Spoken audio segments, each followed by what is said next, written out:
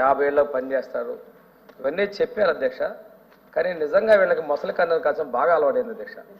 చిత్తశుద్ధి ఉంటే వాళ్ళకి పెట్టే పేరు వాలంటీర్లు, సేవకులు. ఎందుకు సంవత్సరం రెన్యువల్ చేసుకుంటూ ఇచ్చారు? పర్మిట్కి ఇచ్చేయకూడదా? ఇవ్వచ్చు కదా అధ్యక్ష, ఇవ్వచ్చు కదా. ఎందుకు ఎవరిని మోసం చేస్తారు? పాము తన గుడ్లు తనే తింటారు అధ్యక్ష, పాము పిల్లలు తింటారు అధ్యక్ష. అది చేసింది. ఇది చూడండి అధ్యక్ష, వాలంటీర్ పోస్ట్ ఇచ్చే మన పార్టీకి వారికే కదా ఆనాడు ఒక మంత్రి గారు చెప్పారు, హోంమంత్రి గారు. ఒక నాయకుడు అధ్యక్ష ఈ మధ్య రాజీనామా చేశారు అధ్యక్ష. సచివాలయ ఉద్యోగాలు కూడా మనలో ఉన్నారు, వాలంటీర్లుగా 90% వైసీపీ కార్యకర్తలే ఉన్నారు. చూడండి అధ్యక్ష, అంటే తల్లి పాము తన పిల్లలు తన చంపుకు తిన్నట్టుగా కార్యకర్తలు మోసం చేసిన వాళ్ళు కాదు అధ్యక్ష. ఇంకా చెప్పాలంటే చాలా ఉన్నాయి అధ్యక్ష వాళ్ళ చరిత్రలు. సైనికుల్లో పనిచేసి జగనన్న రుణం తీసుకుందాం అని చెప్పేసి అంజద్ భాష ఉప ముఖ్యమంత్రి గారు మాట్లాడారు అధ్యక్ష. ఈ రోజు ఒక మంత్రి స్వీట్లు ఇవ్వమంటారు, వీటికేం సమాధానం చెప్తారు అధ్యక్ష వాళ్ళు? అధ్యక్ష ఒక ఆయన నీటిపారుదల వదిలేసి నోటిపారుదల చేశాడు. ఆయన ఏమంటాడు? వైకాపా కార్యకర్తలే వాలంటీర్లు అంటాడు. ఏంది అధ్యక్ష వీళ్ళు? నిజంగా మీకు ప్రేమ ఉంటే, చిత్తశుద్ధి ఉంటే ఎందుకు పర్మనెంట్ గా వాళ్ళని సేవ తీసుకోలేకపోయారు? అధ్యక్ష నా సమాధానం చెప్పండి అధ్యక్ష. రెండోది అధ్యక్ష, వాళ్ళకి అధ్యక్ష వాళ్ళు ఎక్స్టెన్షన్ ఇవ్వలేదు అధ్యక్ష. 2015 ఆగస్టు 19 నుంచి 2020 ఆగస్టు 14వ తేదీ వరకు కూడాను జీవో నంబర్ 104 ద్వారా రెన్యువల్ ఇచ్చారు అధ్యక్ష. 2015 ఆగస్టు 2020 నుంచి జీవో నంబర్ 5 ద్వారా 39/20 ఇచ్చారు అధ్యక్ష. అదేవిధంగా అధ్యక్ష 31/3/22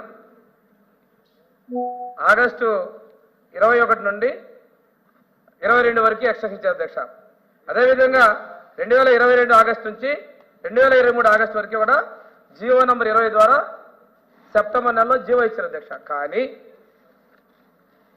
2023 ఆగస్టు నుంచి 2024 ఆగస్టు వరకు పొడిగిస్తూ ఉత్తర్వులు ఎందుకు ఇవ్వలేదు అధ్యక్ష?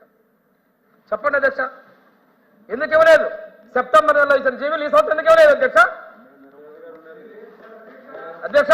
ఇది జీవోలు అధ్యక్ష, రెన్యువల్స్ లేవు అధ్యక్ష.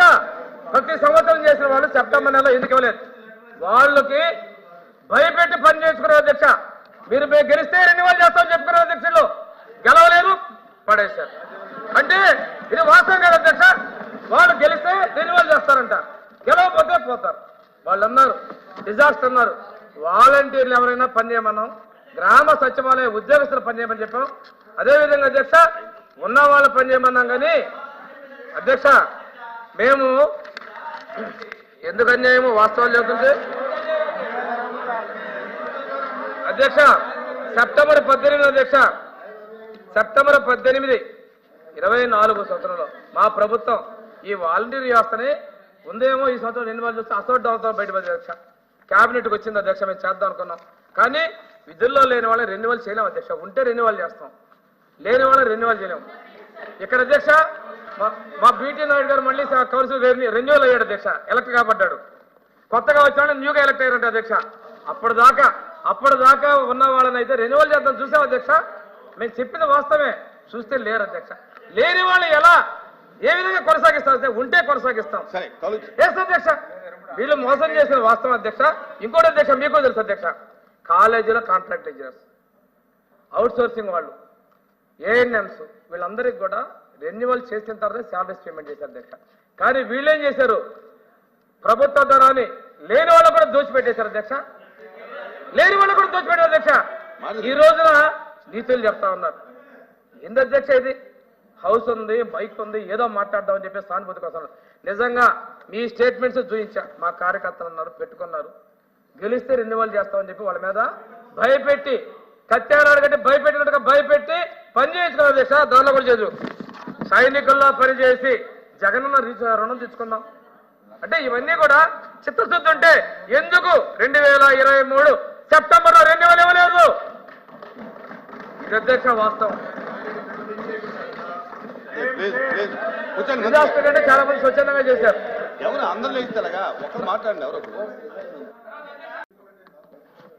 లేని వాళ్ళ అధ్యక్ష, పదవుల్లో లేని వాళ్ళని రాజీనామా చేయమంటారు, పదవుల్లో లేని వాళ్ళని తీసేస్తామంటారు.